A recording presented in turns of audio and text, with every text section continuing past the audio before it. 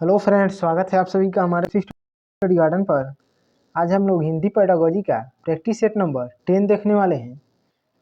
चलिए वीडियो शुरू करते हैं। वीडियो अच्छा लगेगा तो लाइक कर दीजिएगा।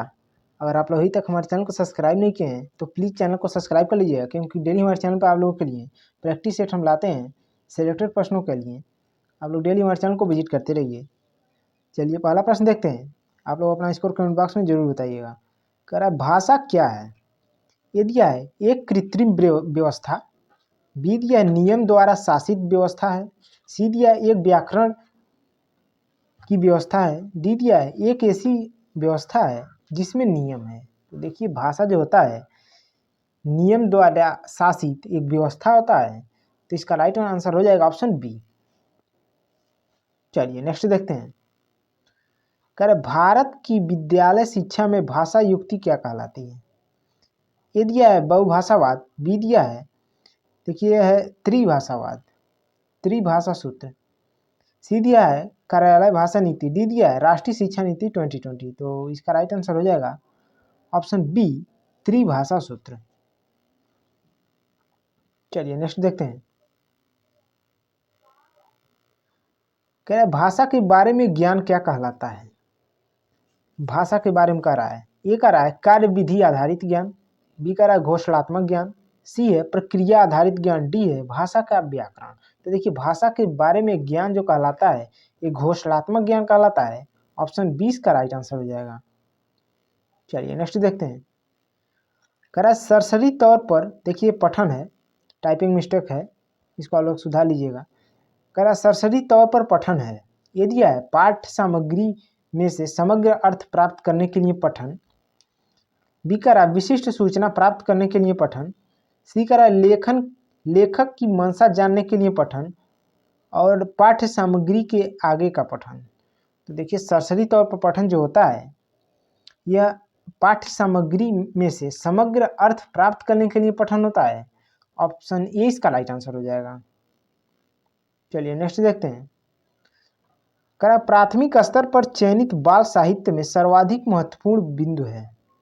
ये दिया है रंगीन चित्र, बी है सार्थक पुनरावृत्ति, सी है संक्षिप्तता, डी है केवल चित्रात्मकता। तो देखिए प्राथमिक स्तर पर चयनित बाल साहित्य में सर्वाधिक महत्वपूर्ण बिंदु जो हो जाएगा सार्थक पुनरावृत्ति।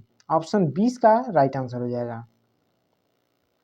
चलिए नेक्स्ट देखते हैं। कह रहा कक्षा 3 की हिंदी भाषा की पाठ्य पुस्तक में दिया गया अभ्यास औजारों के नाम खोज कर लिखना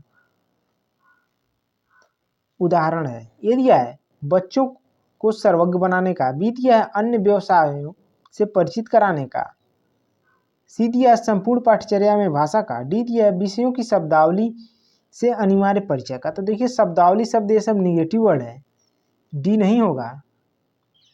तो इसका राइट आंसर हो जाएगा ऑप्शन सी संपूर्ण पाठ्यचर्या में भाषा का। चलिए नेक्स्ट देखते हैं। कह रहा है मुझे बैंगनी रंग कतई अच्छा नहीं लगता, वाक्य में रेखांकित शब्द का मतलब बताओ।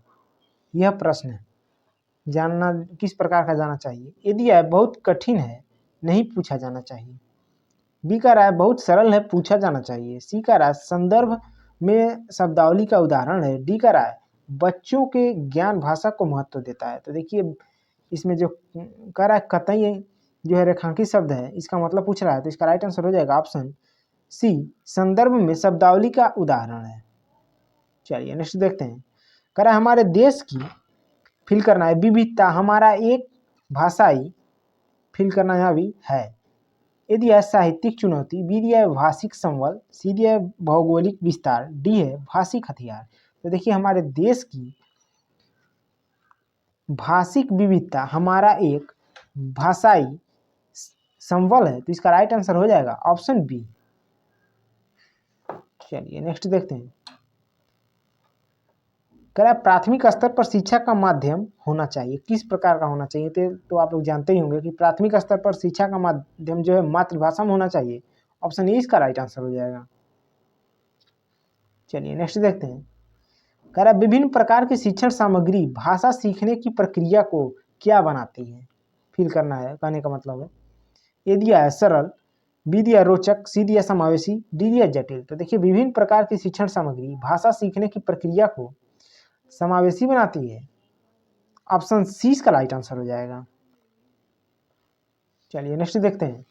इसको देखने से पहले अगर आप लोग अभी तक वीडियो को लाइक नहीं किए हैं तो प्लीज़ वीडियो को लाइक कर दें, क्योंकि आप लोग वीडियो तो देख लेते हैं, लाइक नहीं करते हैं, तो वीडियो को प्लीज़ लाइक भी कर दीजिए करिए, जिससे हमको मोटिवेशन मिलता है और डेली आप लोगों के लिए हम सेलेक्टेड प्रश्न लाते रहते हैं। कह रहा है किसी विधा में मौखिक अभिव्यक्ति के विकास की सर्वाधिक गुंजाइश है। ए दिया है जीवनी, बी दिया है आत्मकथा, सी दिया है डायरी, डी दिया है एकांकी। तो देखिए किसी विधा में मौखिक अभिव्यक्ति के विकास की सर्वाधिक गुंजाइश जो होता है एकांकी में होता है। ऑप्शन डी इसका राइट आंसर हो जाएगा। चलिए नेक्स्ट देखते हैं। कह रहा तुम्हारी परिचित नदी के किनारे क्या क्या होता है। सवाल बच्चों को का अवसर देता है। इस प्रकार का प्रश्न जो है इस प्रकार का सवाल या फिर प्रश्न बच्चों को क्या करने की अवसर देता है। ये दिया है अपनी नदियों की जानकारी देने, बी दिया है अपने अनुभव को साझा करने, सी दिया है अपने पर्यावरण का संरक्षण करने, डी दिया है विभिन्न नदियों के नाम बताने। तो देखिए इसका राइट आंसर हो जाएगा ऑप्शन बी, अपने अनुभव को साझा करने। चलिए नेक्स्ट देखते हैं।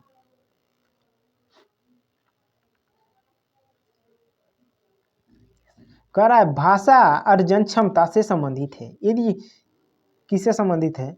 ए दिया है स्किनर, बी दिया है पियाजे, सी दिया चुमस्की, डी दिया वाइगोस्की। मतलब ये शब्द जो है ये पंक्ति जो है किसके द्वारा कहा गया है। भाषा अर्जन क्षमता, भाषा अर्जन क्षमता कहने का मतलब किससे संबंधित है यहाँ पर। तो देखिए इसका राइट आंसर हो जाएगा ऑप्शन सी चुमस्की। चलिए नेक्स्ट देखते हैं।